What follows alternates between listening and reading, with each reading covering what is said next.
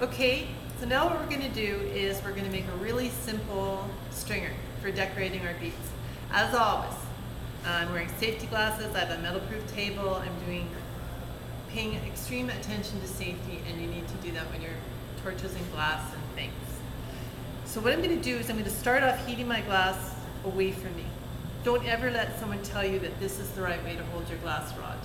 If you do that, the glass that gets shocky is going to land right here and burn you. That's a really bad way to teach beginners. And I'm quite awful to people who do that.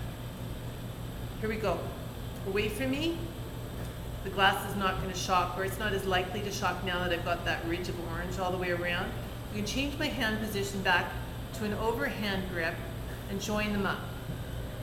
Now what I'm going to do is slowly and steadily turn the glass rods away from me in the flame.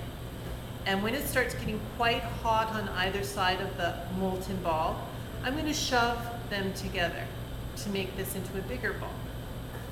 This particular glass I'm using today is that wonderful lemongrass that was a special odd lot a couple of years ago that does such wonderful, strange things in the flame. I just love it, and I have to confess I did buy pounds of it when it was still available. I love it. So I'm still slowly turning away from me. And every once in a while when it starts to get floppy, I have to evaluate. Is this a big enough blob of glass that I'm just going to roll with it? Or do I want it to be bigger to get a bigger pull out of my glass? I tend to be a big pull girl. That's the kind of gal I am. So,